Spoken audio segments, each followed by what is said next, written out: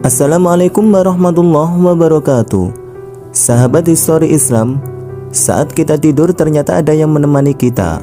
Bahkan dalam sebuah riwayat dari Imam Bukhari dan Imam Muslim dikisahkan bahwa Rasulullah SAW pada suatu hari mengetahui seorang pemuda yang gemar tidur. Pemuda tersebut selalu memperbanyak waktu tidurnya sehingga meninggalkan banyak ibadah kepada Allah Subhanahu wa Ta'ala. Ketika Rasulullah mengetahui bahwa pemuda itu tidur sepanjang malam hingga subuh, bahkan pemuda itu tidak melaksanakan sholat malam, Rasul pun bersabda kepada para sahabat-sahabatnya, "Sesungguhnya pemuda itu telah dikencingi setan di kedua telinganya." Sabda Rasulullah dalam riwayat lain juga diceritakan bahwa setan selalu memberikan 3 ikatan di kepala orang yang tidur. Ketiga ikatan itu berfungsi agar orang tersebut terlelap tidur sehingga banyak meninggalkan ibadah. Jika orang itu bangun kemudian teringat kepada Allah Subhanahu wa Ta'ala, maka lepaslah 1 ikatan. Jika ia bangkit dan berwudu, maka lepaslah ikatan yang kedua. Lalu jika orang tersebut melakukan sholat, maka lepaslah semua ikatan. Pada pagi harinya orang itu akan terlihat giat dan berseri-seri.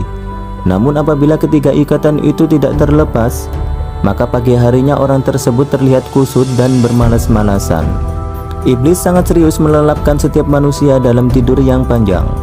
Bahkan iblis memiliki anak buah yang khusus untuk menjalankan misinya tersebut. Anak buah iblis tersebut bernama Has. Tiap malam setan Has bekerja dengan mengelilingi barat dan timur demi mendatangi orang yang tidur sembari membisikkan rayuan. "Tenanglah, tenanglah, malam masih panjang, tidurlah," ucap setan Has memengaruhi orang yang sedang tidur. Namun agama Islam memiliki cara untuk menghindari godaan setan Has tersebut. Pertama, dengan berwudu sebelum tidur. Menurut Imam Al-Ghazali dalam kitabnya Maraqi Al-Ubudiyah, disebutkan bahwa barang siapa yang tidur dalam keadaan suci, maka ia akan ditunggui malaikat di atas kepalanya. Apabila ia terbangun dari tidurnya, malaikat itu akan berdoa kepada Allah agar memberikan ampunan kepada hambanya yang tidur dalam keadaan suci. Langkah kedua untuk menghindari godaan iblis dan anak buahnya adalah jangan lupa berdoa sebelum tidur. Karena barang siapa yang membaca doa sebelum tidur, maka Allah Subhanahu wa Ta'ala akan mengampuni dosa-dosanya.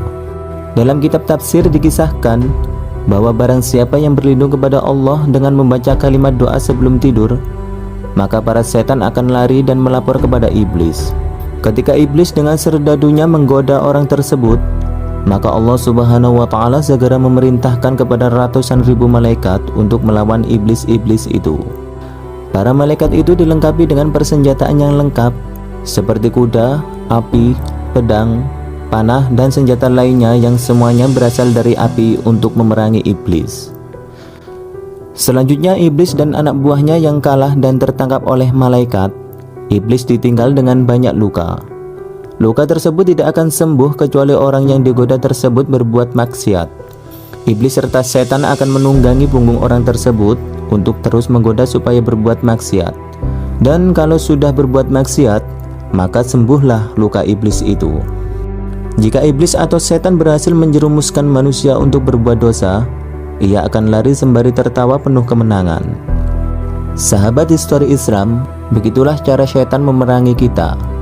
Semoga kita selalu diberi perlindungan oleh Allah Subhanahu wa Ta'ala, diberi kekuatan iman, dan dijadikan seorang hamba yang selalu istiqomah. Sampai di sini dulu video singkat kita kali ini. Semoga bermanfaat dan bisa menambah keimanan kita. Wassalamualaikum warahmatullahi wabarakatuh.